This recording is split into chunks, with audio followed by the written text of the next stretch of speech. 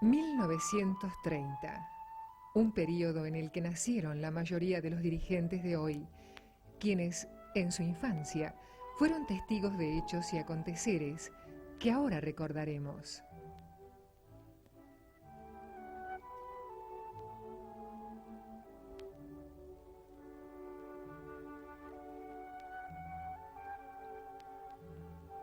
«1930, una década en la que se gestaron muchas de las alegrías y de las miserias que hoy perduran en esta Argentina, a veces poco memoriosa o negadora de personas, ideas y episodios de los que se debería extraer sabia lección. Porque nadie puede darse el lujo de desdeñar su pasado, porque la realidad actual es hija de aquellas circunstancias y no se puede sembrar simiente, soñar futuro, sin conocer lo que ya pasó, lo bueno, lo malo, los errores y los aciertos, los éxitos y los fracasos.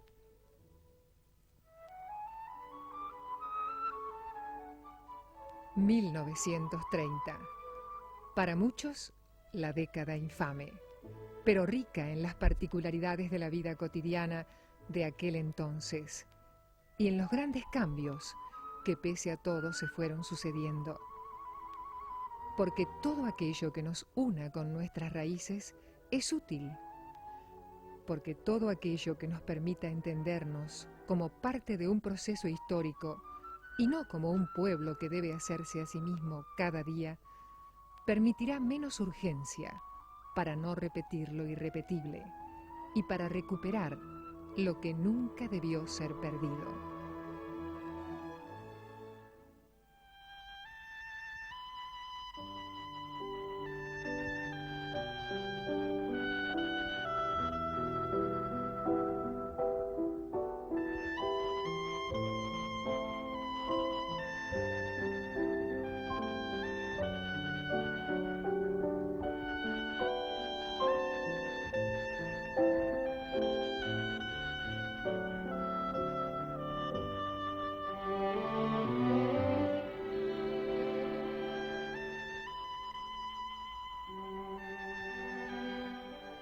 Y esa ciudad que para muchos era el país, y para algunos, lamentablemente los más encumbrados, solo un puerto, fue avanzando impetuosa, ignorando la realidad de su interior, donde se gestaba, por ejemplo, los yerbatales de Misiones.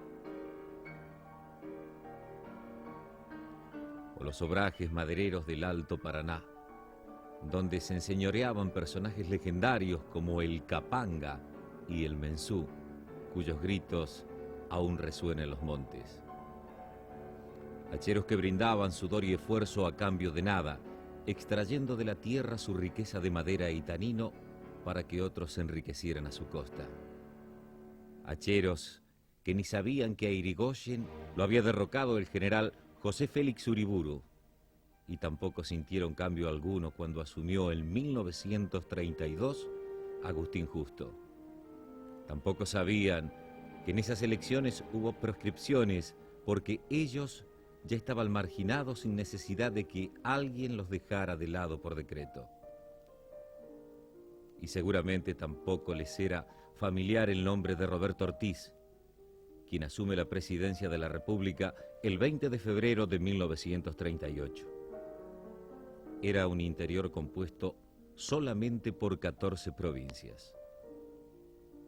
Un país de 13 millones de habitantes, donde el 20% de la población mayor de 14 años era analfabeta. Para ellos, los hacheros, su mayor orgullo era saber formar y orientar a una jangada que el agua llevaría hacia destinos desconocidos.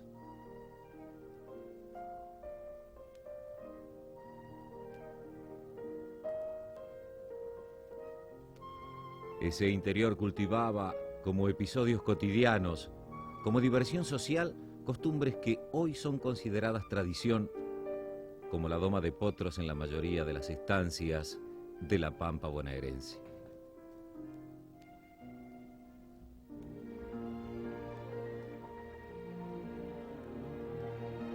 Así se iban conformando dos pueblos distintos, una antinomia que aún hoy subsiste, y en las provincias, nativos y colonos europeos forjaban con su fe expresiones religiosas impuestas también por misioneros europeos.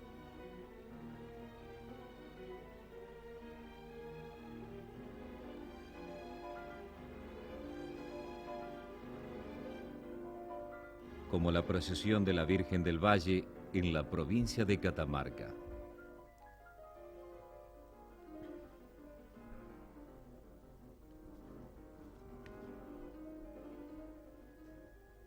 El 7 de junio de 1936 muere en la más absoluta pobreza y olvido Lola Mora, la escultora argentina mimada en Europa, autora de La Fuente de las Nereidas, colocada hoy en la Costanera Sur. Hizo una fortuna con su arte en la juventud, pero la perdió en quimeras de petróleo en el norte argentino. Así la evoca un noticiero de la época.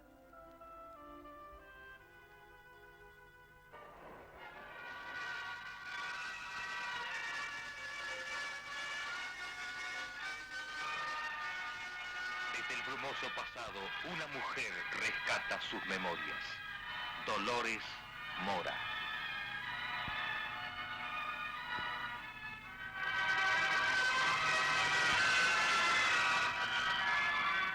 La muchacha de negros ojos, de ensoñadora mirada.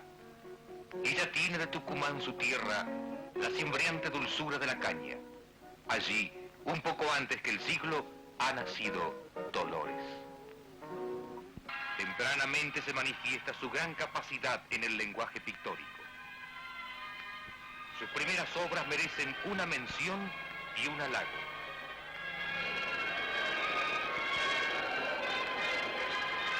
El gobierno le concede una beca para perfeccionarse en Europa. Es un valioso triunfo frente a muchos aspirantes. Sus ansias de perfección harán interminable la travesía.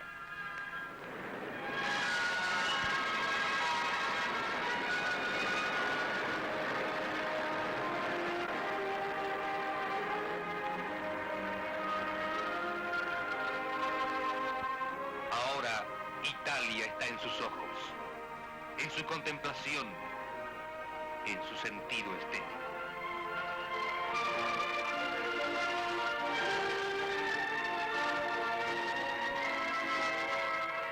En Italia también está su posibilidad de triunfo. Lo sabe y no desmaya en la dura tarea de aprender. Con esa nueva inquietud y una idea va a regresar a Buenos Aires.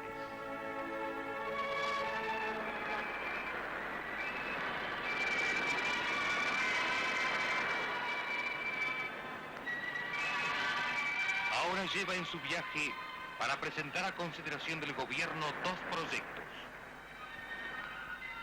Los bajorrelieves de la Casa de Tucumán y la Fuente de las Nereidas. Cuando los bocetos de la fuente son dados a conocer, se produce un verdadero escándalo de oposición y curiosidad, que se acrecienta al saberse que la escultura será emplazada a metros de la Plaza de Mayo. Entonces el nombre de la autora cobra notoriedad. Su mármol se convierte en la fuente de la discordia, rechazada en nombre de la moral y defendida en nombre del arte. Su gran capacidad de trabajo, su necesidad de hacer, la impulsan a realizar al margen de las dos obras encomendadas por el gobierno, otras que acrecientan su prestigio. El monumento a Avellaneda. La apoteosis de la arquitectura que figura en el monumento a Colón. La estatua de la música. La ornamentación escultórica de las salas del Congreso Nacional. Muchas otras que adornan este edificio, como las estatuas de Laprida y Alvear, son también obras de su pueril maestro.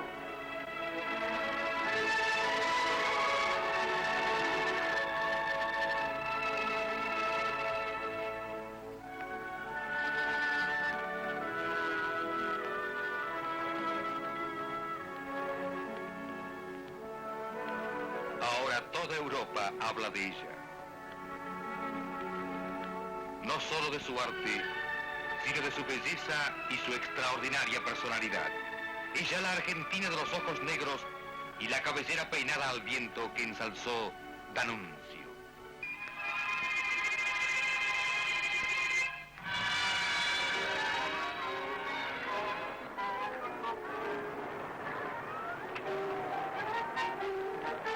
Los años 30 han aquietado el comentario sobre la gran artista. Otros hechos conmueven un mundo cuya meta principal es la conquista de lo material. Lola no es ajena a esta evolución. Deposita en el ensueño artístico pura pasión humana y termina soñando fortunas inmensas. Va a abandonar definitivamente el cincel por la mecha y el trépano. Manda a demoler paredes serranas.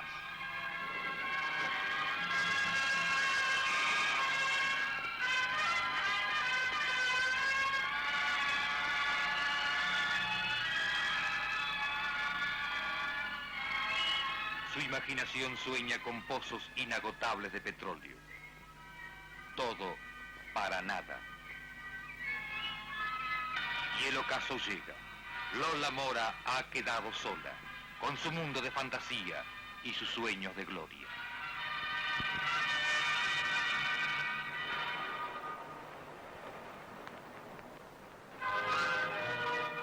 De junio de 1936.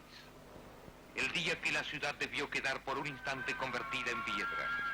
Pero esta Buenos Aires no va a aquietar su paso por un recuerdo y un nombre que hace ya mucho tiempo se ha esfumado en sus calles.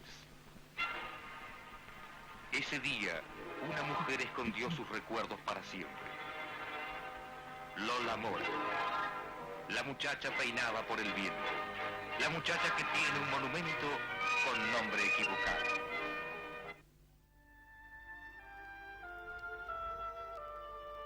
Sí, ya nadie recuerda cómo se llamó originariamente su obra.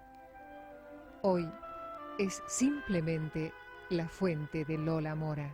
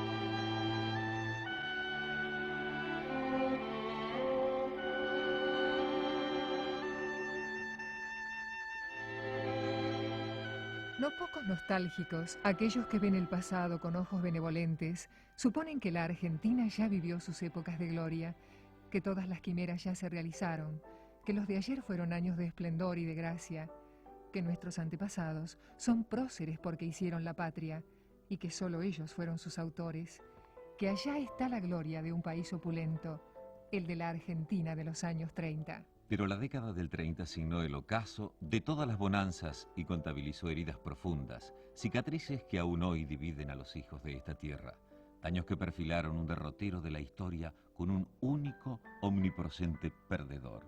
1930, una década infame en la cual nacieron nuestros actuales dirigentes, que fue una sucesión de episodios tajantes y decisivos.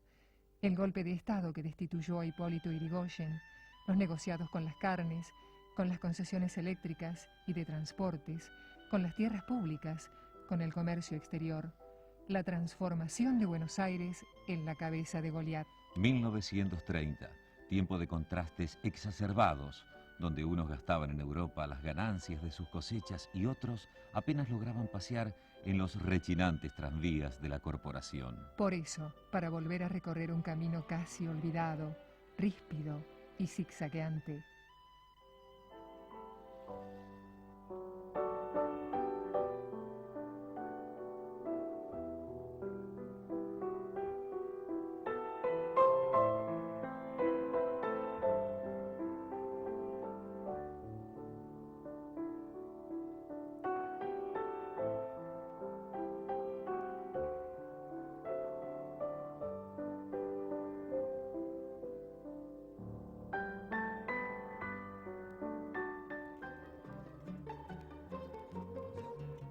Tantos acontecimientos no frenaron la apariencia de tiempos felices en una capital que se explayaba en manifestaciones culturales y expresiones arquitectónicas que le imprimieron casi un sello de una ciudad europea trasplantada a la América del Sur.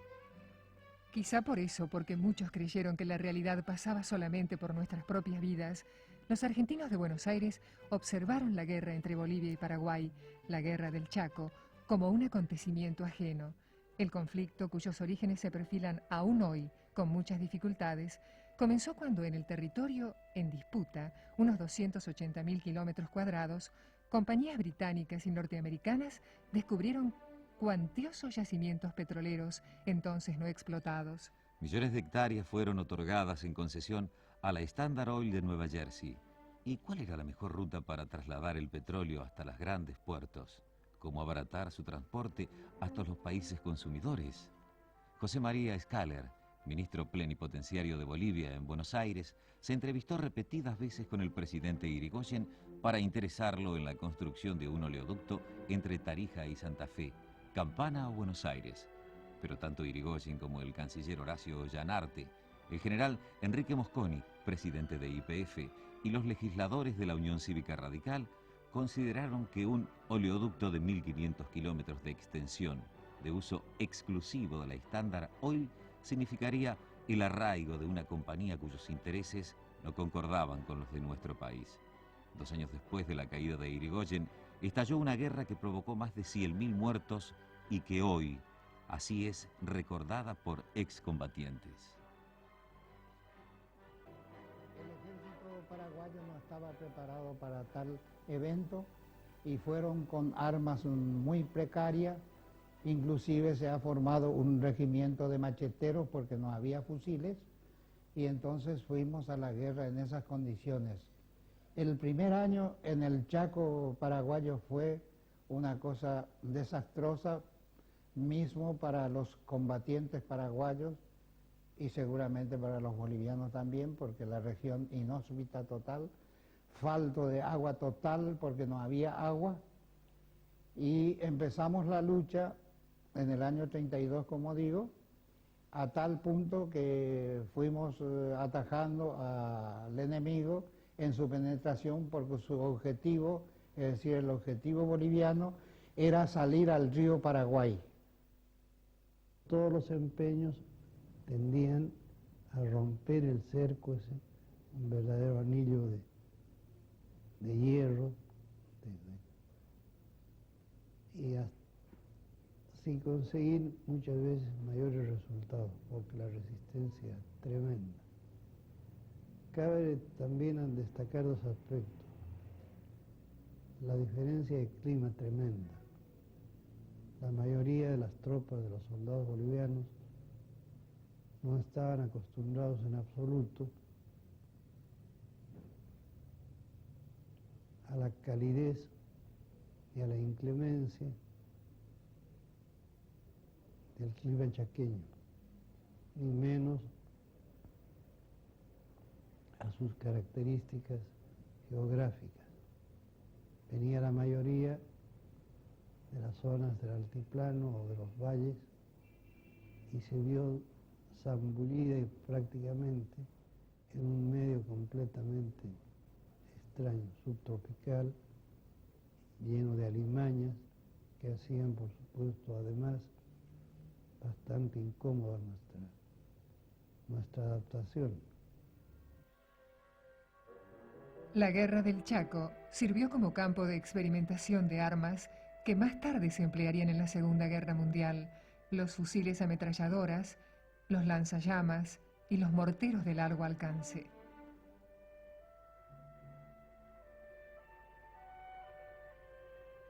Las primeras 100 ametralladoras que consiguió el Paraguay fue aquí en la Argentina, que consiguieron estas ametralladoras 100, digo, de marca Maxim, ametralladoras del año 1865, algo así. Bueno, eran armas muy precarias, muy en desuso por el modernismo, porque los bolivianos tenían armas poderosas y modernas gracias a la contribución de los norteamericanos, porque esa guerra fue orquestada por Norteamérica, no cabe ninguna duda, por el asunto del petróleo del Chaco. Durante los 3 años que duró la guerra, se hicieron inútiles gestiones de paz, muchas de ellas meras expresiones de deseos. De ambos bandos solamente se escuchaban acusaciones beligerantes.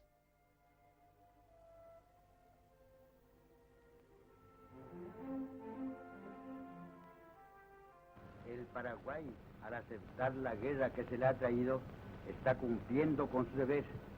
Sus hijos en el Chaco dan prueba inequívoca de que son dignos descendientes de sus antepasados. Los que están en la retaguardia cumplen igualmente su deber patriótico, intensificando los trabajos de agricultura y otros pilones de la economía nacional. Esperamos el momento en que la justicia divina se dé por satisfecha y termine la iniquidad de esta guerra que castiga tanto a justos como a pecadores. El 14 de junio de 1935, luego de arduas tratativas, se puso fin a las acciones bélicas. En ese momento de las 12 cesó el fuego. ¿Y saben lo que pasa? Resulta que cuando cesó el fuego hubo un silencio total en la guerra. Entonces, uno de los paraguayitos sale de la trinchera, saca su cabeza para arriba, como ya no había tiroteo, se animó a sacar la cabeza afuera. Y vemos también que el enemigo, los bolivianos, también saca la cabecita, así en la trinchera, ¿sabes? Y luego se animaron más y fue sacando el cuerpo, y así ellos también iban apareciendo los hombres hasta tal punto de que subimos encima de la trinchera, nosotros y ellos también, y después de un momento de pausa, de un momento angustioso sin saber qué hacer, nos faltó alguien que con la mano le hiciera vení, así, vení. Entonces también el enemigo dijo, sí, y ustedes también vengan. Y empezamos a caminar hacia la tierra de nadie, es decir, hacia los bolivianos y ellos hacia nosotros.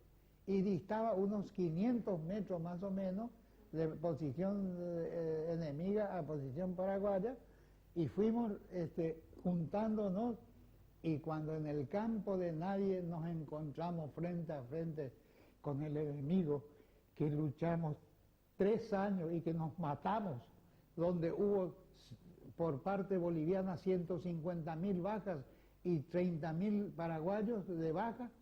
Ahí en ese momento, después de esa lucha tremenda de los 3 años, se nos ocurrió y nos abrazamos con los enemigos. Abrazamos, nos besamos. Yo recuerdo que yo como oficial tenía un revólver que se llamaba tanque, que era un revólver viejo. Y yo le paso de obsequio a un teniente también boliviano, y entonces el teniente boliviano, para no ser menos, también me regala su revólver. Es decir, hicimos un intercambio de revólveres, pero yo salí ganando porque su revólver era último modelo y el mío era un tanque viejo. Esto es como anécdota y para demostrar a la vez que todas las guerras es inútil. Y nosotros, por ejemplo, hoy en día Todos los paraguayos y los bolivianos somos hermanos, pero verdaderos hermanos. No nos acordamos más de esa guerra maldita, ¿no es cierto? Somos hermanos y es como nosotros nos encontramos acá en Buenos Aires, en todas partes, nos encontramos con esos que fueron nuestros enemigos de guerra y somos como viejos amigos. Al contrario, estamos más consustanciados con él, tal vez por aquel sufrimiento inaudito que hemos pasado en la época de la guerra. Pero así como la guerra tuvo olor a petróleo, también las tratativas de paz estuvieron signadas por los intereses de las empresas extractoras. En la conferencia de paz que se reunía en Buenos Aires, descollaban las gestiones del canciller argentino Saavedra Lamas. Pero sucesivos cambios de gobierno en Bolivia y Paraguay demoraron la firma del Tratado Definitivo de Paz hasta el 21 de julio de 1938. La guerra dejó luto y dolor para ambos países latinoamericanos e incalculables ganancias a las empresas petroleras. Paraguay se quedó con unos 250.000 kilómetros cuadrados del territorio en disputa y Bolivia sigue esperando una salida al mar para perder su desventajosa situación de mediterraneidad.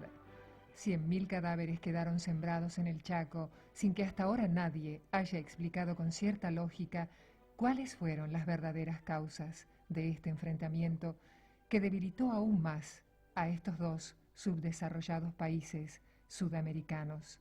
Si bien es cierto que la historia la escriben los pueblos, no menos cierto es que a veces hay capítulos que se ceden a oscuros designios de unos pocos. ¿Cómo explicar, por ejemplo, las circunstancias tan significativas que Sproul Braden, embajador norteamericano en Buenos Aires en 1945, haya sido integrante de la Comisión de Paz entre Bolivia y Paraguay? ¿Cómo explicar que ese ciudadano norteamericano haya sido hijo de William Braden, empresario petrolero que obtuvo la concesión para la explotación de más de 1,5 millones de hectáreas en el territorio chaqueño?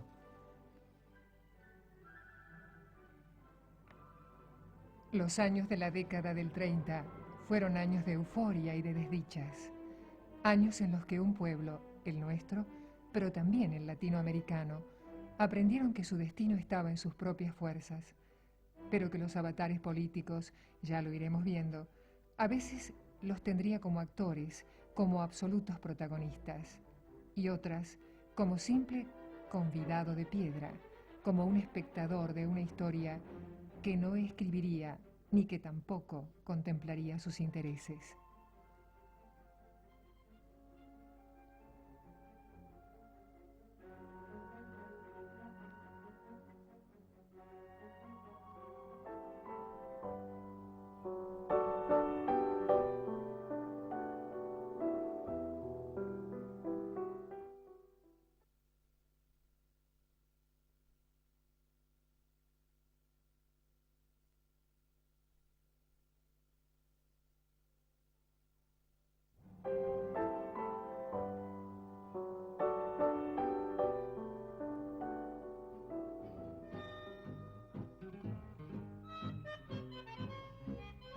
El sábado 12 de julio de 1930, a las 6 de la mañana, un tranvía cayó al riachuelo. Todo ocurrió cuando el puente Bosch se abrió para dejar paso a la chata petrolera Itaca 2 y el motorman Juan Vecchio no vio por la niebla las señales de peligro. 80 muertos fue el saldo de esta tragedia única, cuyas víctimas, todos obreros, jamás fueron indemnizados por la entonces Compañía de Tranvías Eléctricos del Sur.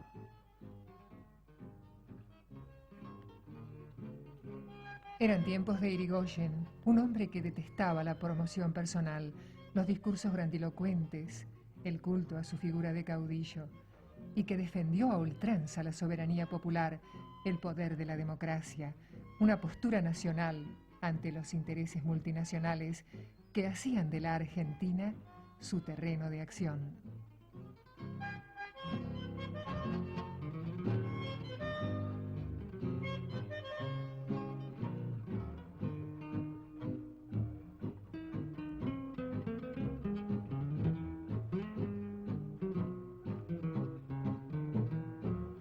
A mediados de 1930, la popularidad del caudillo radical estaba menguando.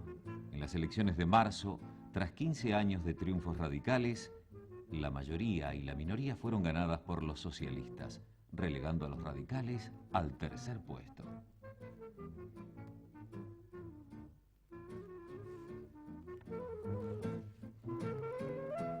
Atrás quedaban los días de gloria, del avance de un movimiento popular de características inéditas, donde la eclosión de un sistema de justicia social y de distribución de beneficios que atemperaba las diferencias entre ricos y desposeídos, presagiaba una Argentina distinta, mejor, más participativa, menos autoritaria. El Peludo fue el hombre que organizó en todo el país a la Unión Cívica Radical, aunque jamás se afilió al partido, un hombre que nunca pronunció discursos, pero arrastró multitudes con sus silencios, el que luchó como pocos por el orden constitucional, el hombre que jamás tuvo sabidurías a su lado, como declarara en una entrevista periodística, pero que se jactó de estar siempre rodeado de honorabilidades. El político que representó a las masas populares y que encarnó como nadie hasta entonces los anhelos de las clases populares y la creciente clase media que nunca había sido interpretada desde el poder y hacia el poder.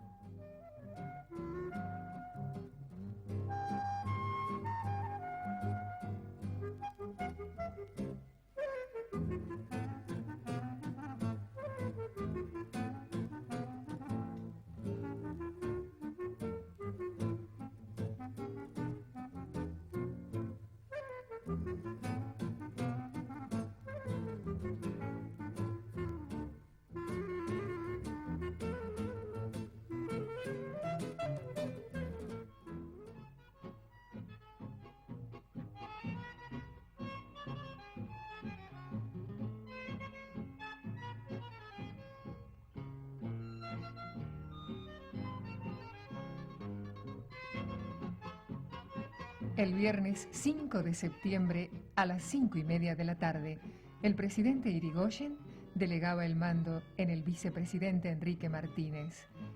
El caudillo estaba enfermo. La conspiración militar era irreversible.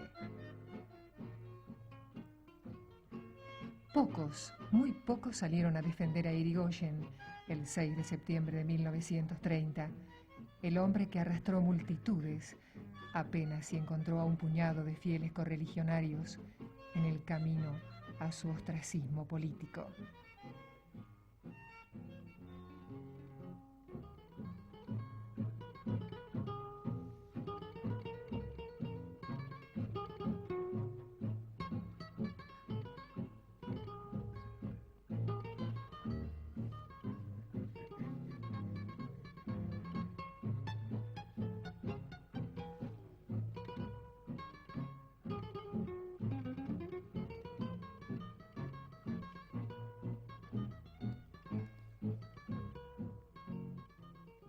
La instauración de Uriburu en la presidencia de la Nación marcó no solamente un gravísimo derrumbe de la continuidad jurídica del país, sino la pérdida de la soberanía popular. El gobierno de facto tendría el privilegio de instaurar una economía monetarista que dejó un tendal de desocupados y multitud de familias desalojadas, sin recursos ni medios subsistencia. Surgieron las ollas populares y en los alrededores del puerto de Buenos Aires el paisaje urbano comenzó a poblarse de viviendas de lata y cartón, las primeras villamiserias de la Argentina.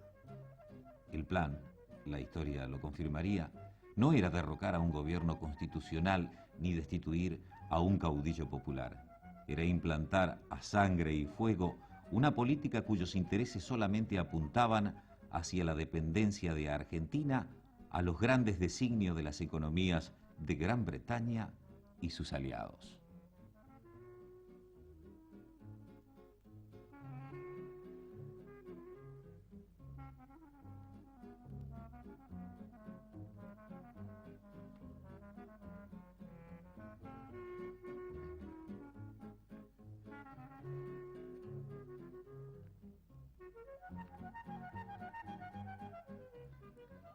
Y mientras la violencia instauraba al régimen militar de Uriburu en el poder, Una radiografía de la década infame señala algunos elementos claves. La moneda estaba sana, tal era el propósito uriburista, pero el pueblo estaba enfermo. En 1935 se empeñaron en el Banco Municipal 10.340 máquinas de coser. Son los tiempos del bar automático en los cuales, por una moneda, desciende del tubo sucio de vidrio un sándwich de dudosa factura. No eran tiempos de modales suaves. El régimen no aceptaba críticas, pero al mismo tiempo el país comienza un proceso de degradación como nunca lo vivió su historia. La prostitución organizada se extendía clandestinamente y Buenos Aires se pobló de buscavidas, aventureros y vendedores ambulantes.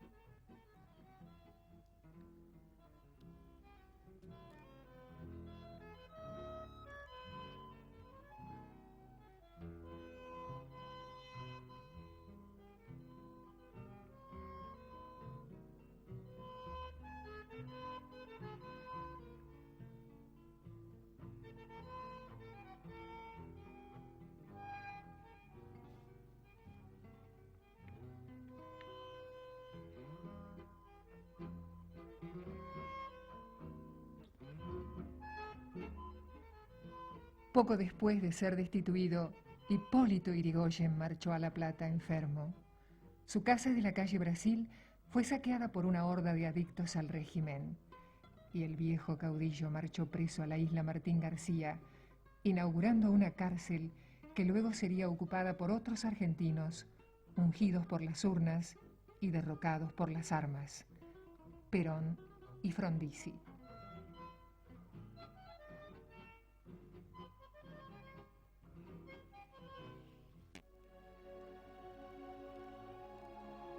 A las 7:20 de la tarde del 3 de julio moría el viejo caudillo.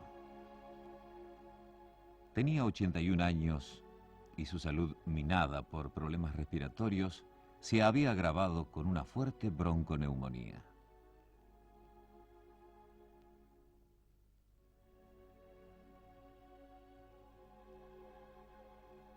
Sus exequias constituyeron una expresión de dolor popular inédita en el país.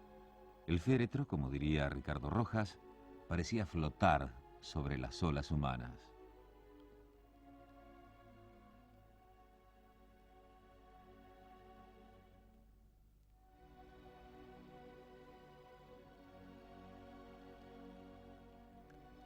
La plaza del Congreso quedó tapada por la multitud.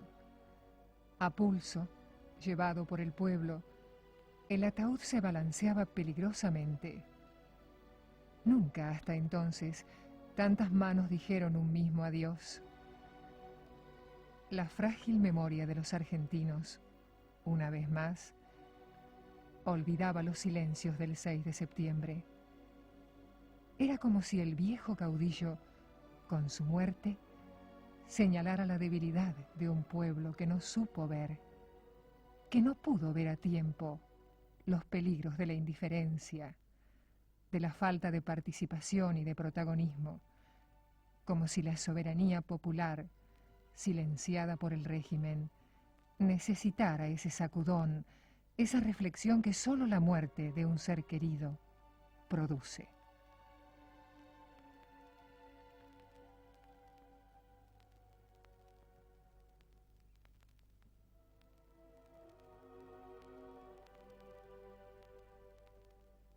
En 1931, el cine argentino lanza Muñequitas porteñas, primer filme donde los protagonistas hablan mediante discos sincronizados con la imagen.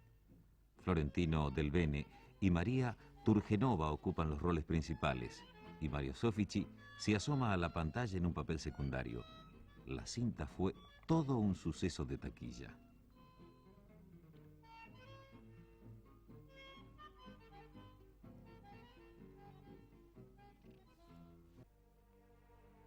En esos tiempos, una chica de provincia, del pueblo bonaerense de Los Toldos, emigraba a Buenos Aires en busca de trabajo.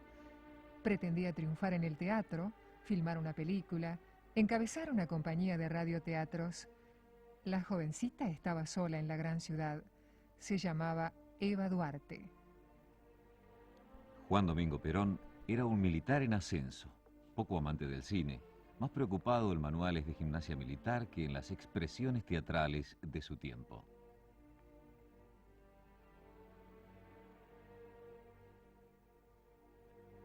Un hombre apegado a su joven matrimonio con Aurelia Tizón, una frágil mujer que falleciera repentinamente a los 29 años de edad.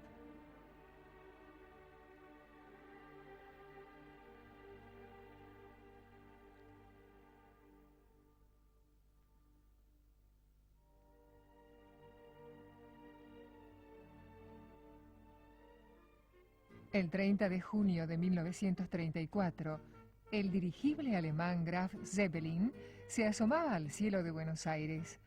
Su gigantesca figura sobrevoló lentamente la ciudad para regocijo de los madrugadores porteños. El mamotreto llegó en viaje desde la Alemania nazi, con escala en Río de Janeiro. Inusuales desplazamientos de personas y embotellamientos, como jamás se produjeron, acompañaron el arribo de la nave, para beneplácito de Antonio Delfino, representante local de la Deutsche Nachrichtenbüro, la empresa germana de dirigibles.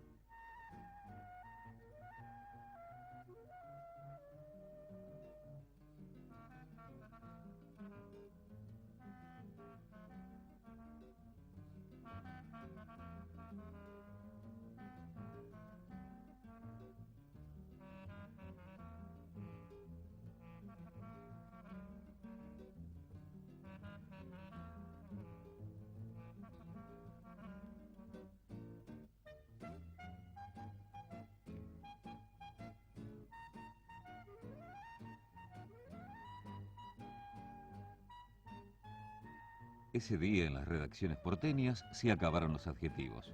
Parece un cigarro volador, tituló un matutino. Es como un gran pez suspendido en el cielo, voceó otro diario. Pero crítica arriesgó más. Es penoso comprobar que el Graf Zeppelin, expresión del genio científico, opinó, ve arrestado su brillo como mensajero de paz para transformarse en embajador de la barbarie nazi. Ajeno a ese repudio, el comandante del dirigible no economizaba elogios hacia la ciudad de Buenos Aires. Esta es la capital más asombrosa que he contemplado en mis viajes a América del Sur, dijo Ernest Eckener. Ese día Buenos Aires emigró hacia Campo de Mayo, donde aterrizaría la aeronave. Desde la estación Chacarita, los tranvías Lacroze reforzaron sus servicios. Por la puerta 4, más de 20.000 automóviles ingresaron al campo para no perderse detalles de las maniobras. Miles de autos quedaron bloqueados en otras rutas de acceso. Grandes carteles prohibían fumar a la concurrencia, mientras cientos de soldados ataban los cables de amarre del dirigible.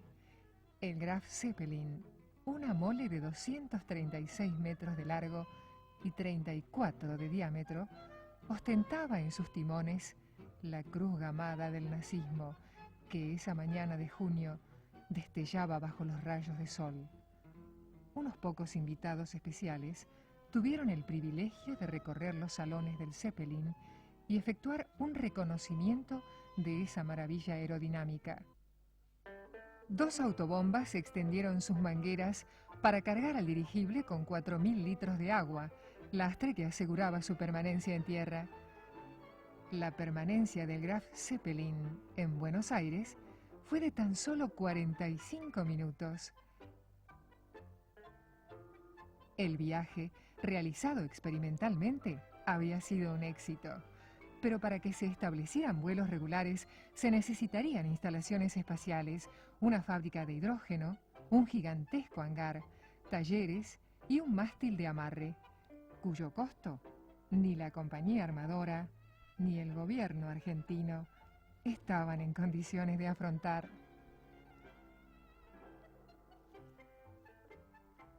A las 10 menos cuarto, los motores del Zeppelin iniciaron su marcha y los escasos pasajeros y las sacas de correspondencia emprendieron el viaje hacia Alemania. Cuando el dirigible trepó a unos 20 o 30 metros de altura, una sorpresiva lluvia regó a los curiosos que fueron a presenciar sus piruetas. El agua que se había cargado como lastre cayó sobre ellos inesperadamente. Húmeda despedida de un gigante del cielo.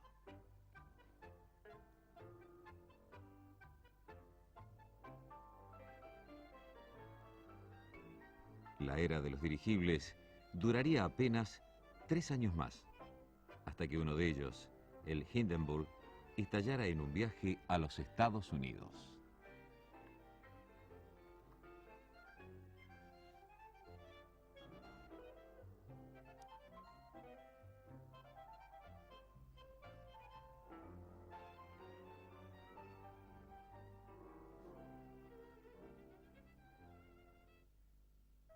Mientras tanto, la niñez de los argentinos transcurría entre los avatares familiares para afrontar la escasez de recursos y las pocas oportunidades de diversiones.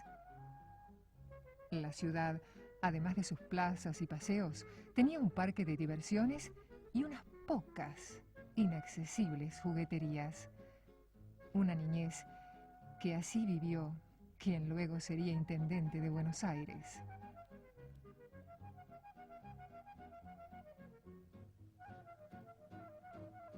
Tenían menor enfrentamiento a crisis morales, a crisis familiares. La familia existía, casi realmente. Existía pobreza, pero la familia existía, cosa que no existe ahora, ¿no es cierto? Los tiempos han cambiado mucho. Intentábamos ser responsables. Yo fui alumno de un colegio que se llama Leandro Alén, donde fue alumno mi padre, aquí a 2 cuadras, en la Plaza Flores, un colegio público, donde nos codeábamos con mucha tranquilidad, con mucho afecto, con mucha cordialidad, los hijos de los jornaleros, con los hijos de los diputados, con los hijos de los profesionales. No sentíamos ninguna diferencia de clase. Yo recuerdo mi casa llena de chicos de ese origen, de esa procedencia, e ir nosotros, con la autorización natural de nuestros padres, a la casa de ellos y compartir los juegos con ellos, desde el ajedrez a la pelota, jugábamos a todo, ¿no es cierto? Mucho a la bolita, que es un juego que ha desaparecido, mucho a la bolita. Los chicos hasta los 10 años, 12 años juegan mucho a la bolita. Un juego muy ingenuo. Pero la ciudad era dura y tenía códigos inflexibles. Los años 30, los de la crisis, escondían detrás de la placidez de los jardines hondas cuestiones sociales, dramas y alegría de una lucha, de una victoria contra los días más crueles de nuestra historia.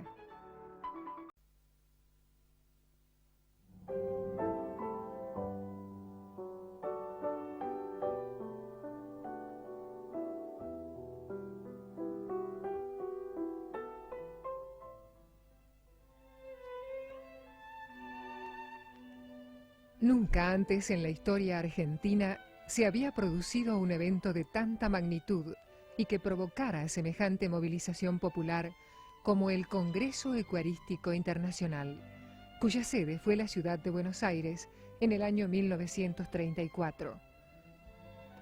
No pudo venir el Papa, pero envió como representante a quien pocos años después se convertiría también en Papa, el cardenal Eugenio Pacelli.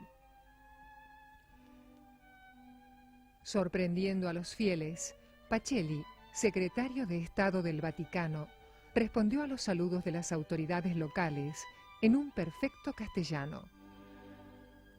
Era la primera vez que una figura de tan alto cargo dentro de la jerarquía eclesiástica pisaba suelo americano. Su arribo al puerto de Buenos Aires fue todo un suceso y marcó la iniciación oficial del Congreso. Ese día de octubre, cuando el Comte Grande, escoltado por decenas de embarcaciones argentinas, civiles y militares, amarró en nuestra tierra, hubo festejos, corridas y desmayos. En una carroza descubierta, acompañado por el presidente Justo, entró a la ciudad en medio de una suelta de palomas y una lluvia de flores. El actual obispo de Claypole, Monseñor Manuel Marengo, por entonces representante de la provincia de Santa Fe, explica los objetivos de aquel congreso.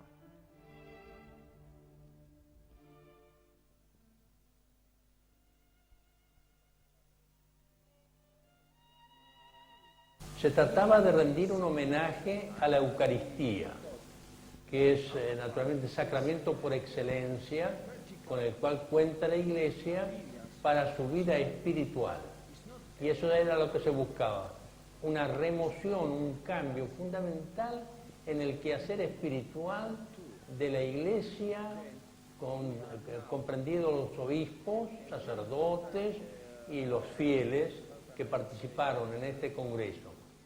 Y yo tengo la convicción, y eso lo tuvieron después muchos otros obispos, que no ha habido ningún suceso, ningún acontecimiento de tanta trascendencia como este del Congreso Eucarístico Internacional del año 34. La gente se volcó a Buenos Aires como nunca. Es común ver acá gente del interior que acude para partidos de fútbol, otros acontecimientos allí, como tal vez pudo haber sido importante el Campeonato Mundial de Fútbol. Pero sin embargo, la gente que entonces vino, y particularmente diríamos la calidad de la gente que concurrió a Buenos Aires para este acontecimiento, fue de un tono muy especial. Es decir, venía con espíritu de fervor eucarístico, de amor a Jesucristo, presente en la Eucaristía, y por consiguiente traía un gran entusiasmo por la figura del Papa, naturalmente, que les subyugaba, pero fundamentalmente los que vinieron aquí vinieron por el fin de tributar un homenaje a Cristo presente en la Eucaristía. El altar principal se había construido cubriendo al monumento de los españoles en la avenida Sarmiento, en Palermo, con una cruz de 35 metros de alto. Habían llegado obispos de todo el mundo, quienes durante 4 días fueron copartícipes de un suceso cuyas influencias evalúa hoy Monseñor Marengo. Lo que se ha comprobado posteriormente, que el pueblo se había hecho mejor, más bueno. Todo había una condescendencia, una correspondencia humana muy singular, muy especial. Y ciertamente que todo eso perduró después en la vida, en la convivencia argentina. De tal manera que muchos acontecimientos han quedado sellados por la influencia, el influjo poderoso de lo que entonces se sembró con la palabra, con los medios de comunicación, que ya había algunos muy importantes y que sirvieron naturalmente para que perdurara el pensamiento que guiaba a aquellos que pensaron en un Congreso Eucarístico Internacional. Hubo 3 momentos que las crónicas de la época señalan como inolvidables para quienes fueron sus protagonistas y testigos.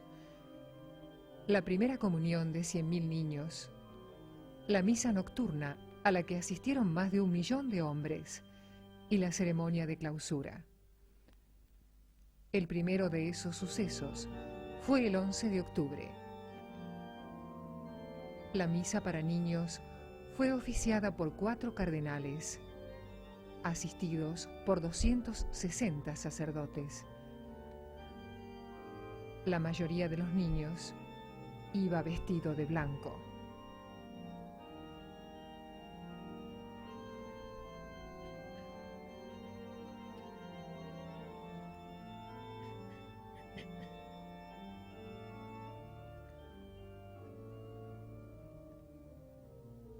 La misa de los hombres fue rezada en la Plaza de Mayo y oficiada desde los balcones de la Casa Rosada, por los arzobispos de Montevideo, Santiago de Chile, La Paz y Asunción. Centenares de sacerdotes se ubicaron estratégicamente entre la concurrencia y desde muchas horas antes del inicio de la misa confesaron a los fieles.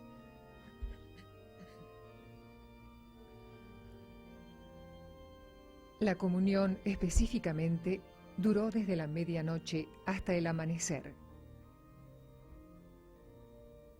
Los diarios porteños calculaban la presencia de 15.000 peregrinos llegados del exterior y más de 30.000 del interior del país. Uno de los rezos más frecuentes de este congreso eucarístico era por la paz entre Bolivia y Paraguay, trenzados en la absurda guerra del Chaco. Fuera de estas ceremonias públicas, los asistentes, obispos de todo el mundo, realizaron su trabajo divididos en comisiones. Los resultados de esta tarea fueron publicados en la denominada Guía Oficial del Congreso Eucarístico, de 255 páginas y una tirada de 300.000 ejemplares. Algo realmente inédito en todo el mundo para esa época. Pero sin duda, el protagonismo de la gente fue lo que le dio a este evento su mayor trascendencia internacional. Monseñor Manuel Marengo recuerda así los momentos claves. Realmente fue uno de los hechos que a mí me causaron mayor impresión y que me duraron tiempo y tiempo. Realmente recordando lo que había pasado en aquella mañana. Era una mañana la de los niños y era una noche la de los hombres. Así, dos hechos excepcionales, realmente hechos de noche, así con toda esa sugestión particular que tiene la noche para sugerir pensamientos, uno que hablaba, que le estaba dictando una clase, diríamos, de fe cristiana, para que realmente vibraran con toda la gente que estaba ahí reunida y que nadie fuera un ser pasivo, que estuviera nada más que mirando, no, que todo el mundo se asociara, se reuniera con el conjunto y participara de la procesión en sí. El clima que se vivía en el Buenos Aires de 1934 era reflejado en su pintoresco estilo por los diarios de época, por ejemplo, Noticias Gráficas, que escribía frases como esta: tal estado de ánimo de esa multitud regocijada por la expresión palpitante de su predilecta fe religiosa y que Buenos Aires cosmopolita contempla como un acontecimiento extraordinario que se traducirá de todos modos en un factor de propaganda de su progreso, de su cultura y de su civilización, cuando todos los partícipes del Congreso Eucarístico retomen a sus lares y todas sus ceremonias solo sean en su espíritu simple recuerdo de sus andanzas de piadosos peregrinos.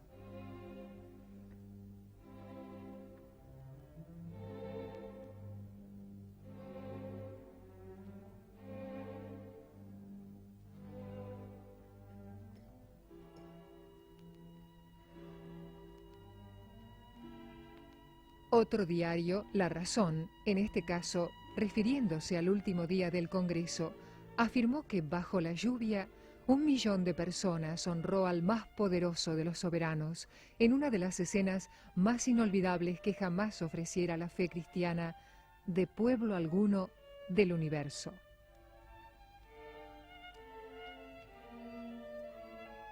Ese último día se escuchó la voz del Papa Pío XI, con un mensaje y una bendición grabada en cinta magnetofónica. Algunos analistas se asombraban ya de la capacidad organizativa lograda por la Acción Católica Argentina.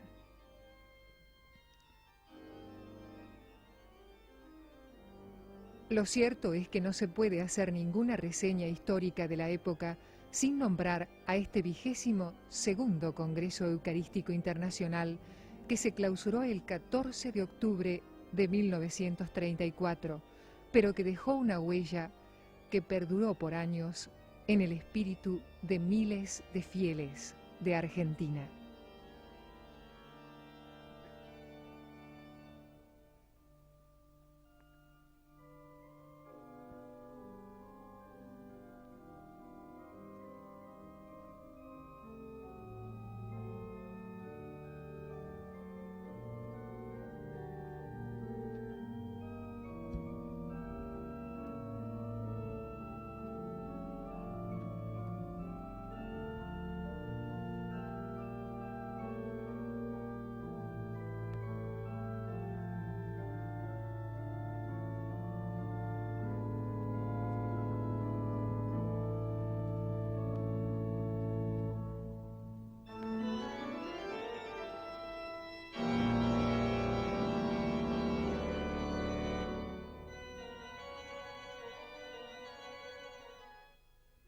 Y como en la vida, el amor y el odio coexisten y luchan entre sí. A las imágenes del Congreso Eucarístico se suceden las de la Segunda Guerra Mundial, que a poco de comenzada en 1939, trajo su secuela de violencia y muerte a las aguas del Río de la Plata.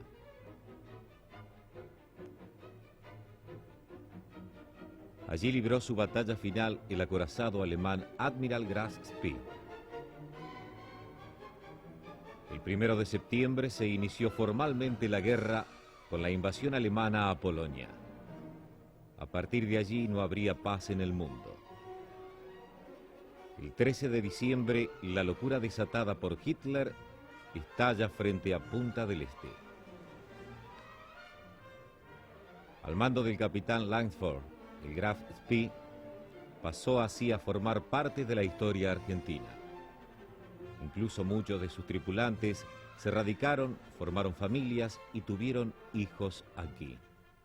Un documental nos da cuenta de la historia previa del barco.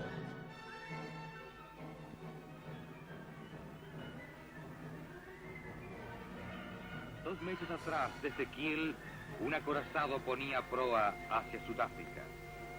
Su misión, tareas de rutina. La guerra va a cambiar su destino. Ahora es un buque fantasma. El 30 de septiembre, la primera víctima en la ruta del Graf Spee, el carguero inglés Clement. La orden de fuego marca la sentencia definitiva.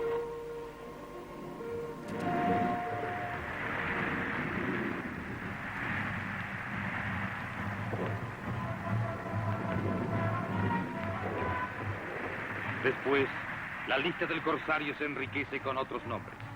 El Newton Beach, de 7.000 toneladas, ensaya un angustioso llamado. Los certeros impactos del acorazado lo silencian para siempre. Su tripulación es izada al Graf Spee. El 30 de octubre cae el Huntsman.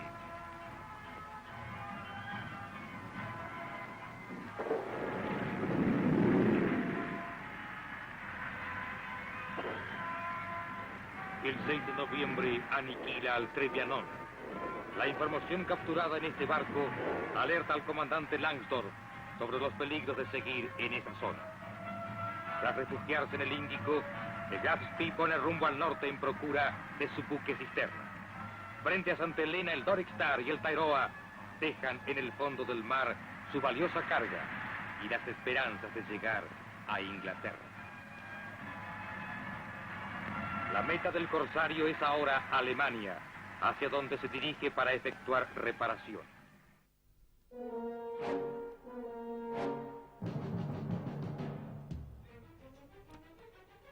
Después de esa recalada en puerto, partió hacia lo que sería su destino definitivo, atacando primero en las costas de Brasil. Apelando al puntilloso documental y a los recuerdos de un oficial y un suboficial residentes en Buenos Aires, reconstruimos la batalla. Seguíamos siempre en rumbo sur, y en la altura de Bahía, Brasil, encontramos la primera presa que fue hundida. Y así sucesivamente, hundíamos en total 9 buques mercantes en el Atlántico Sur y en el Mar Indio. Regresando del Mar Indio, tuvimos la noticia de que se había formado ¿cómo se llama? Un convoy de buques de mercantes para ir en conjunto, armado, acompañado también por buques de guerra, ir a Inglaterra. Y nosotros nos dirigíamos ahí entonces a la costa de Sudamérica, justamente a la boca de La Plata, donde tenía que salir porque se juntaron en Montevideo. Pero era una falsa noticia. El inglés había largado esta noticia para que nos podría pescar, porque nos buscaba en todos los mares y no nos encontraba. Y lo hizo así, nos puso ¿cómo se llama? ¿Cómo se dice?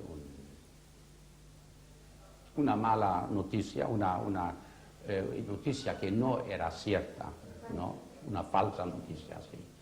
Y nosotros fuimos y nos encontramos el día del 13 de diciembre con 3 cruceros ingleses, el crucero Exeter de 10.000 toneladas, el Ajax con 7 y la Giles con 7.000 toneladas.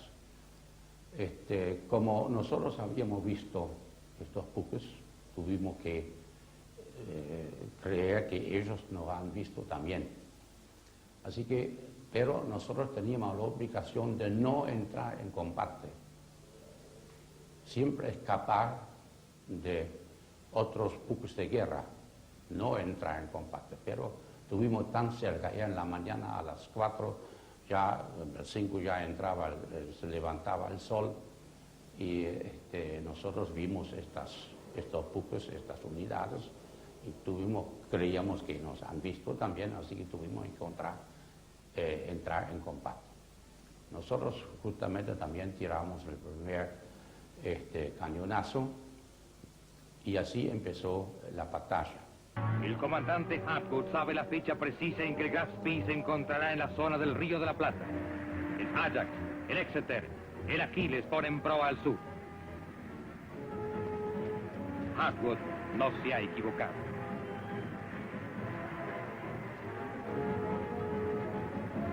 A 300 millas del Gran Río, en el amanecer del 13 de diciembre de 1939, hablan los cañones.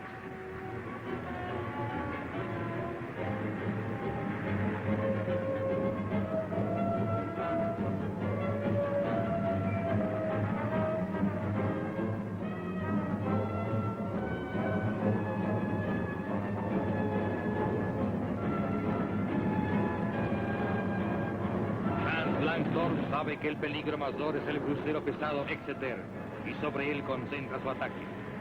El Exeter es duramente tocado, pero el Aquiles y el Ajax, de veloz desplazamiento, golpean a su vez la estructura del acorazado alemán.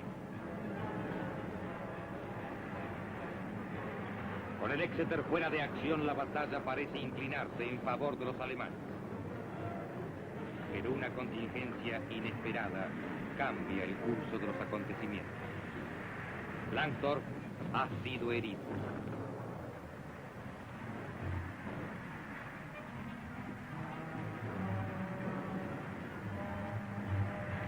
Sin su concurso, la batalla entra en un punto muerto que los ingleses aprovechan para volcarla en su favor. Langsdorff recurre entonces a una maniobra salvadora.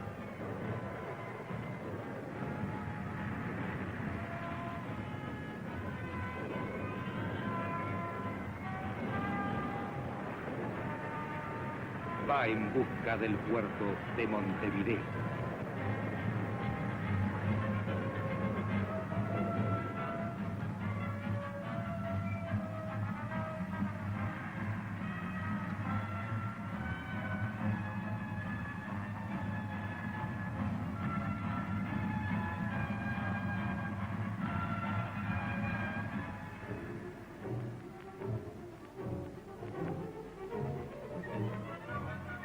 La ciudad contempla incrédula los acontecimientos y la entrada del acorazado.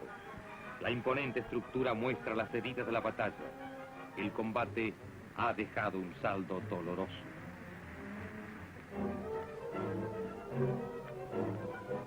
El Graf Spee ha perdido 36 hombres. La escuadra inglesa, más de 70. El comandante estuvo muy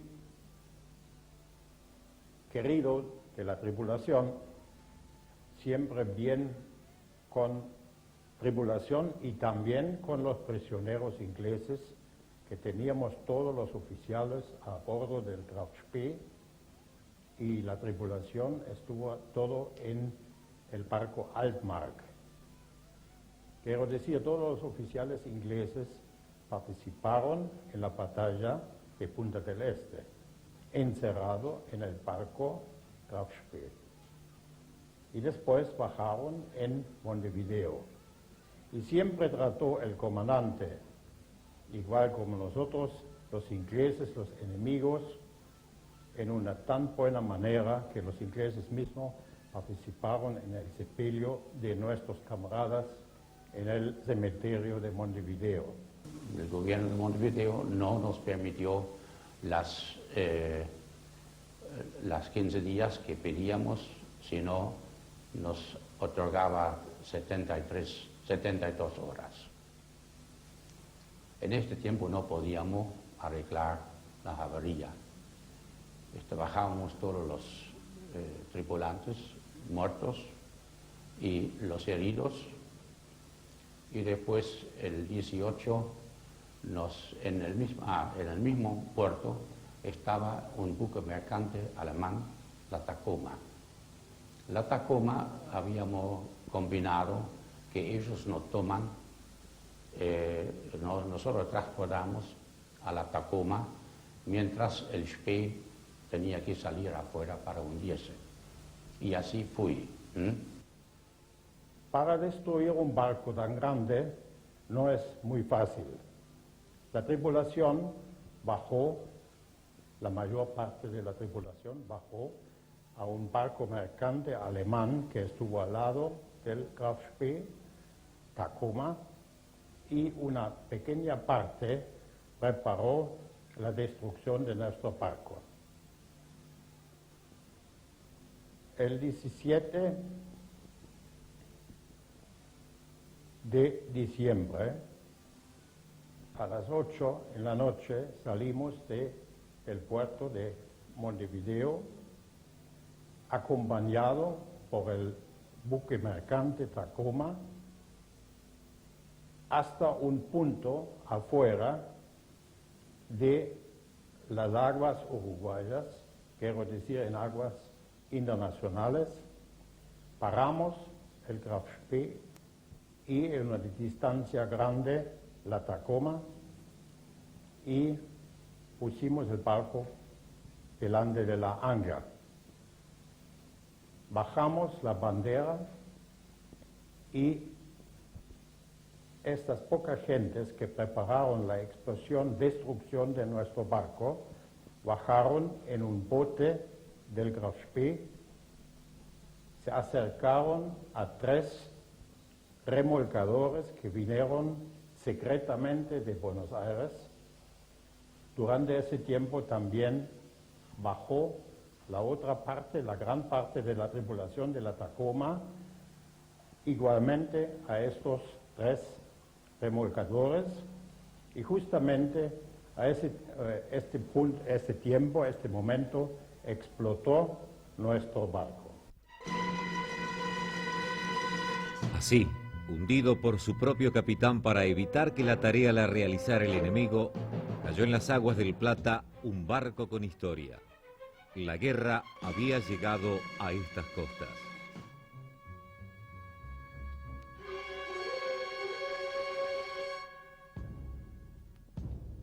Toda la actividad de los marinos del Graf Spee en Argentina está asignada por el misterio y la leyenda.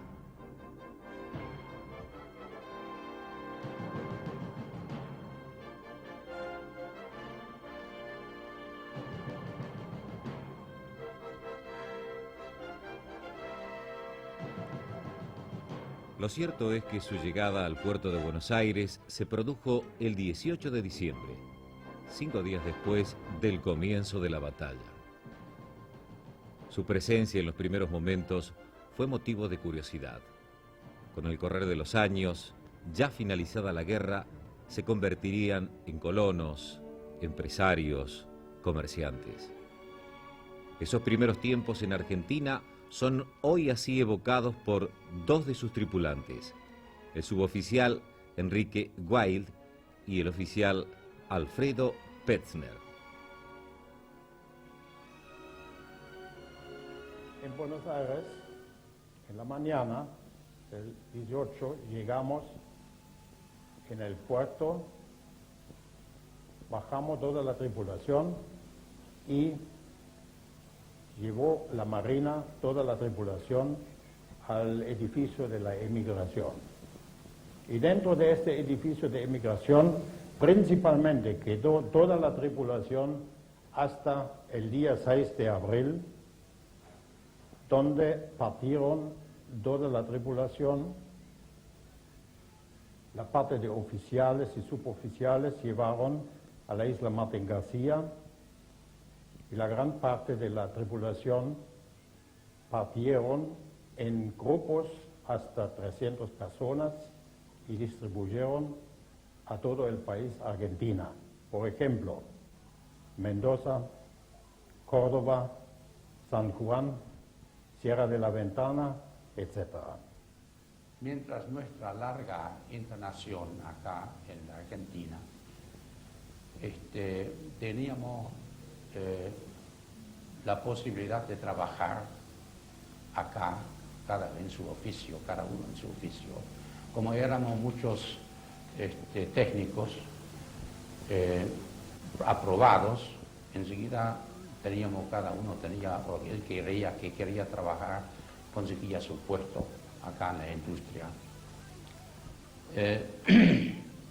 También durante los largos años, la gente, o los camaradas,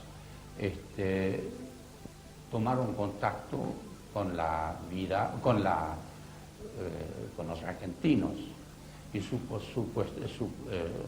también con alguna chica, etcétera, etcétera, ¿no? Y se casaron varios de nosotros acá, y ya de ahí vienen procedentes argentinos, los hijos son argentinos.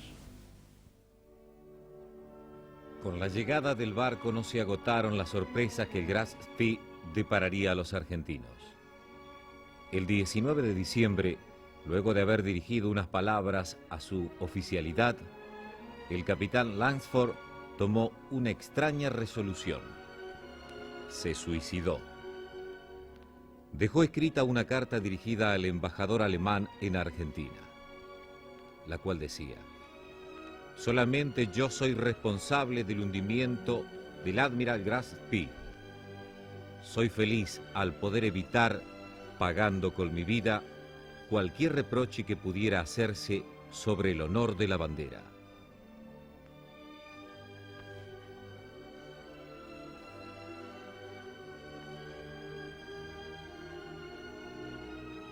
Así, bajo las aguas del Río de la Plata quedan los hierros retorcidos, castigados por ese absurdo invento del hombre llamado guerra, y que tan cerca estuvo de Argentina en ese diciembre de 1939, cuando no se comprendía bien el horror que deparaban los años siguientes.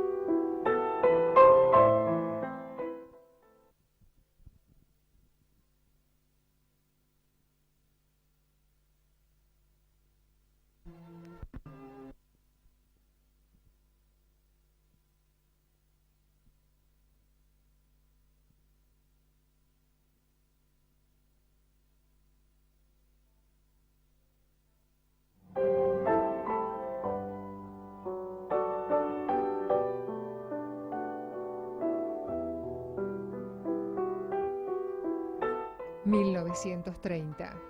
Para muchos, la década infame, de oscura política y negros negociados, pero que también le dio su fisonomía a la gran ciudad. Tanto que recién en los festejos del 4º centenario de la primera fundación de don Pedro de Mendoza, se erigió el obelisco.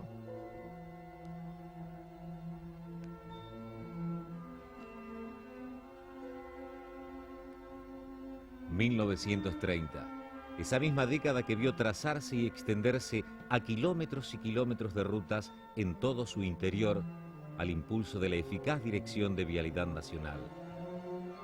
La pavimentación de rutas. La número 2, que une a Mar del Plata con Buenos Aires, ya era reclamada por quienes tenían allí su coqueto centro de veraneo. El acto de inauguración del pavimento fue tan importante que concurrió el presidente Ortiz.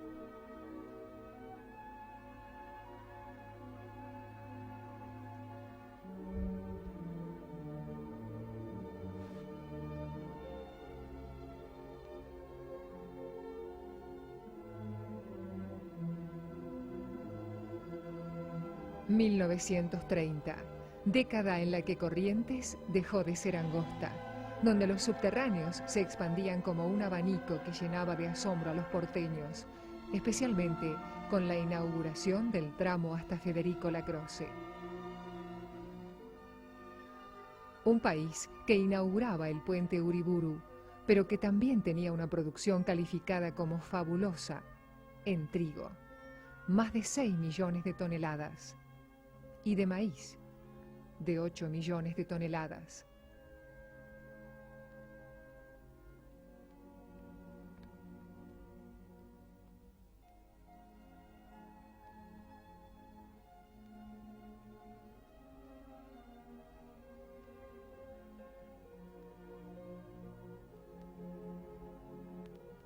Un país que se asombra de su capacidad industrial al presentarse en público una nueva carabina de patente y fabricación argentina.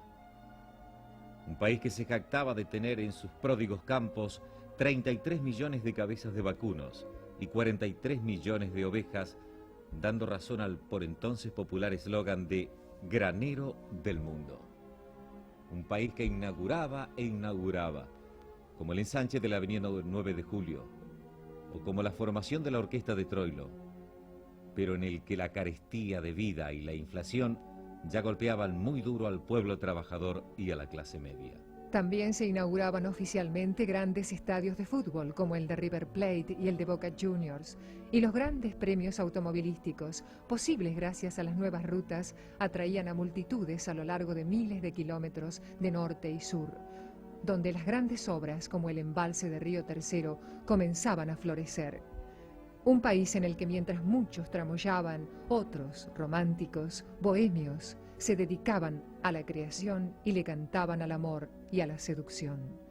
Como la escritora Victoria Ocampo, verdadera exponente de esa segunda Belle Époque, que así escribía: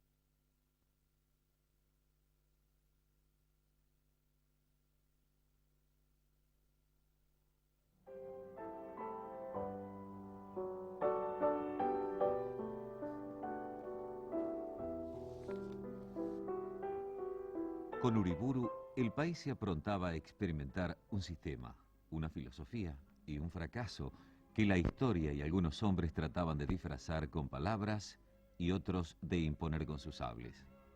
A poco de asumir, el 15 de diciembre, Uriburu calificó a la política como una mala palabra. Lo hizo en la Escuela Superior de Guerra. En nuestro país nos embriagamos hablando de la democracia, dijo, que debe ser el gobierno de los más ejercido por los mejores. Con un 60% de analfabetos, resulta evidente que son ellos los que gobiernan, porque en las elecciones legales son ellos la mayoría.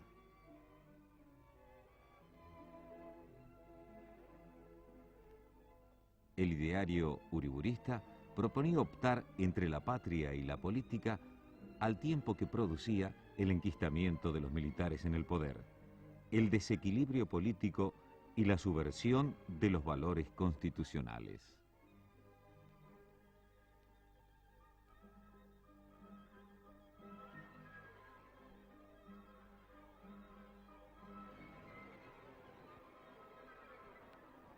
Legionarios, saludo en vosotros a la fuerza cívica que condensa y expresa con fervor el espíritu genuino de la Revolución de Septiembre.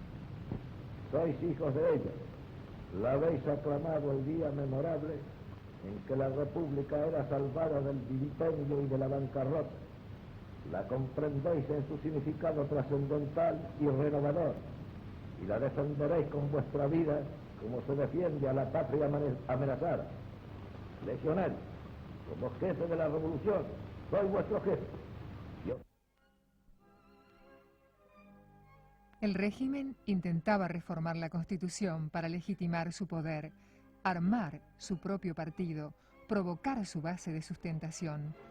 Las legiones, creyó, le permitirían esgrimir apoyo popular. Había sonado la hora de la espada, y ella marcaba los tiempos de una Argentina sumida en su propia oscuridad. Leopoldo Lugones, un aliado de Uriburu, no titubeó en calificar a la democracia como calamidad pública. Otros aliados publicitarían a los cuatro vientos el mayor logro del proceso: el orden, la tranquilidad pública, la libertad de inversiones, la moneda sana y otras innovaciones que comenzaban así a enraizarse en el país.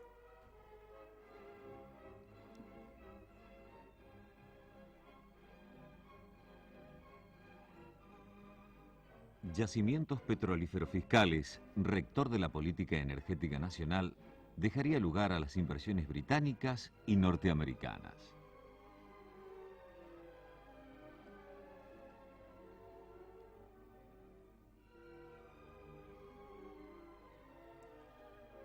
Un aliado del régimen, el príncipe de Windsor, heredero de la corona británica, visitó nuestras costas en marzo de 1931. Desde luego, fue agasajado como socio y amigo. Desfiló por la pista central del Hipódromo Nacional, donde se corrió un gran premio en su honor. E inauguró con pompas y circunstancias, en los predios de la Rural, desde luego, la Exposición Inglesa de Arte e Industria. Más de lo segundo que de lo primero, porque allí, precisamente, estaba la clave del intercambio comercial.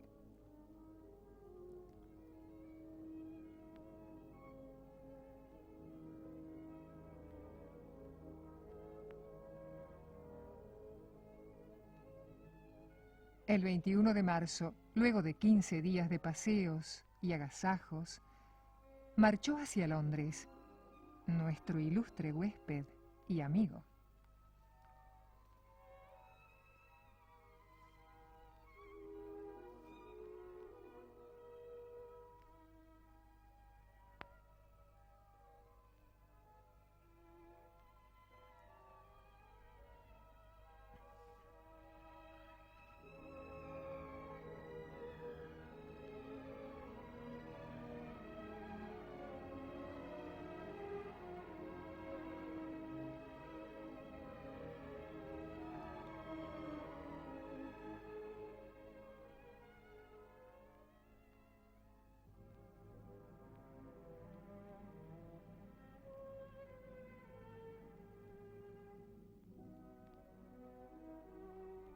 La mujer dejaba la cocina, el fogón, la esclavitud aldeana de aburridísimas tertulias. Eran los tiempos de Gatti Chávez, de los fastuosos catálogos y figurines, del auge de las academias de corte y confesión, de los húmedos y pringosos talleres de costureras. La contracara de tanta elegancia.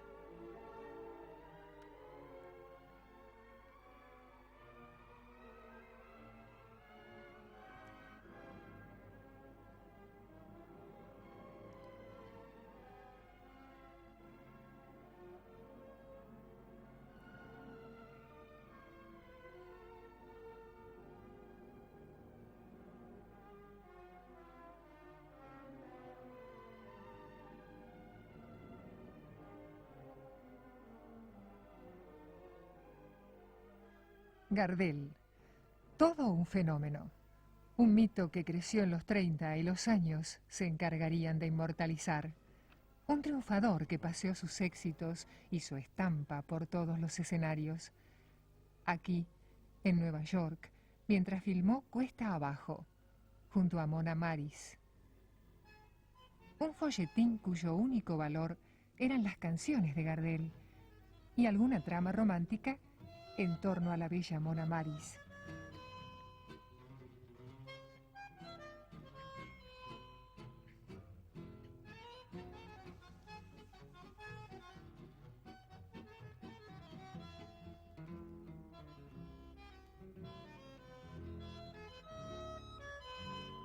En esa vista, como se decía entonces, Gardel interpretaba Volver.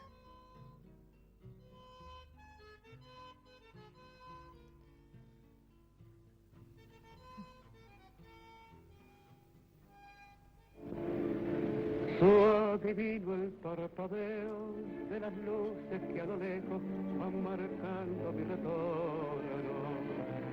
Son las mismas que alumbraron con sus pálidos reflejos hondas horas de dolor. Y aunque no quise el regreso, siempre se vuelve al primer amor. La vieja calle donde le codijo, tuya es su vida, tuyo es su querer, bajo el burlón mirar de las estrellas que con indiferencia hoy me ven volver, volver. Con la frente marchita las nieves del tiempo platearon mi sien. Sentir que es un soplo la vida, que 20 años no es nada, que febril la mirada, errante en la sombra te busca y te nombra. Vivir con el alma cerrada a un dulce recuerdo que lloro otra vez.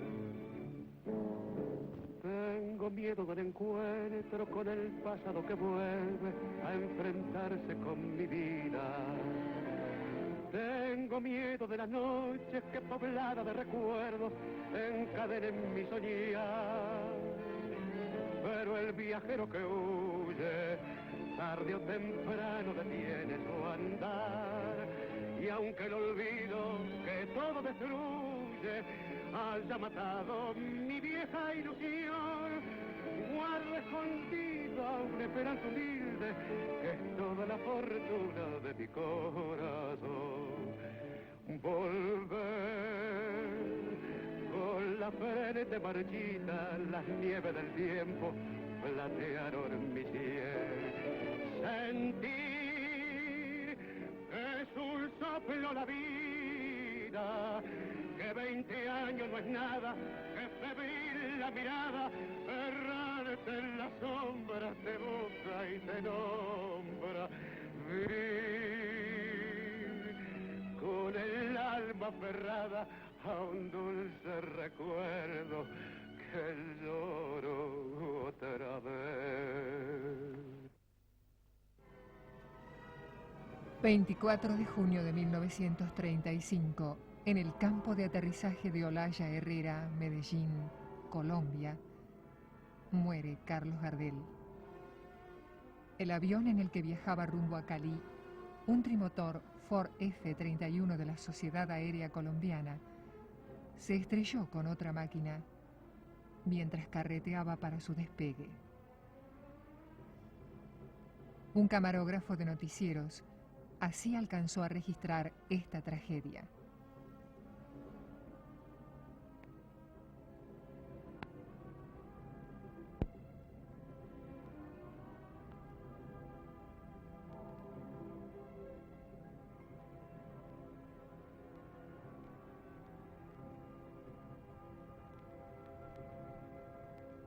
Gardel ha sido directamente ídolo después de su muerte, lamentablemente. Él era un hombre admirado, un hombre querido en todas partes del mundo. Carlitos fue amigo de todos, los que gozamos de su amistad, los que penetramos en su corazón de muchacho grande, sabemos más que nadie quizás lo que se ha perdido con su trágica partida. Carlito dio ciudadanía artística al tango.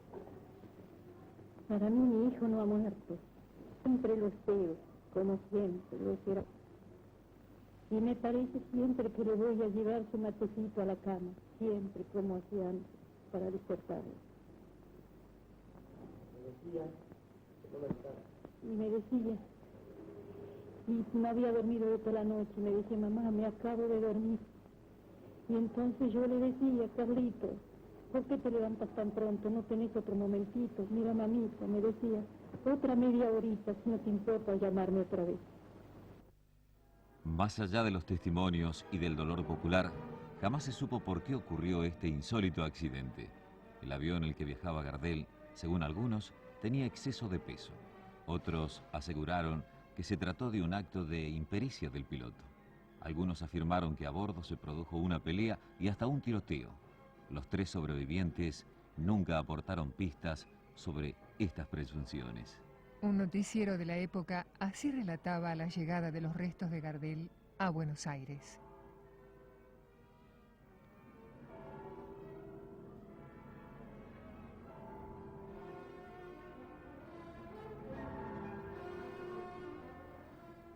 Tal vez en su última hora la mano se crispó simulando arrancar un bordoneo a la guitarra. Tal vez por eso se llevó también a sus guitarristas Barbiere y Riverol.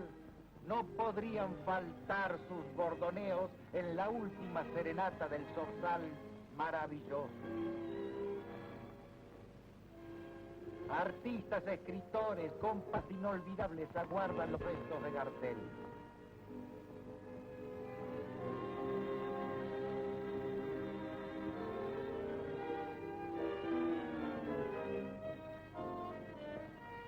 Leguizamo confunde su propia entre el dolor de los quejas.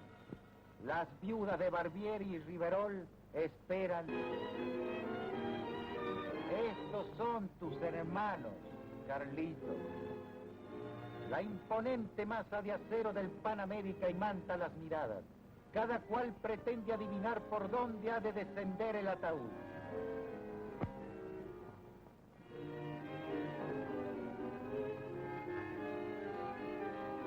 De pronto un guinche extrae el corazón del barco que, despojado de su órgano vital, ni se mece siquiera. Quieto, inmóvil, de descender a tierra un manojo de flores.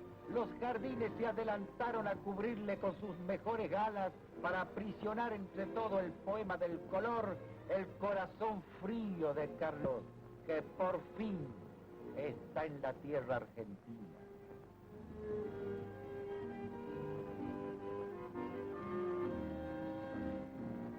Así te quiere este pueblo, a quien le diste toda la emoción de tu voz, de esa voz tan nuestra, tan argentina.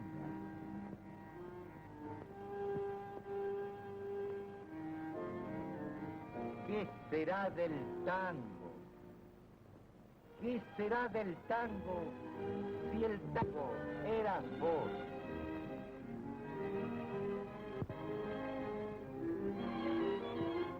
Al día siguiente del sepelio, la esquina de Juncal y Cerrito se vendía a 90 pesos el metro cuadrado.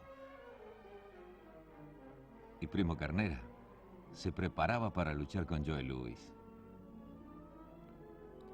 Gran Bretaña importaba nuestra carne y sus aliados la criaban en la pampa húmeda. Todo estaba en orden, como lo quería Uriburu. Pero un hombre, Lisandro de la Torre, desentrañaría uno de los negociados más escandalosos de nuestra historia. Benito Mussolini, en Italia, inauguraba la era del fascismo, cuyas ideas no pocos argentinos pretendían importar. El nacionalsocialismo de Hitler comenzaba a extenderse como mancha de aceite. Los años 30 hervían.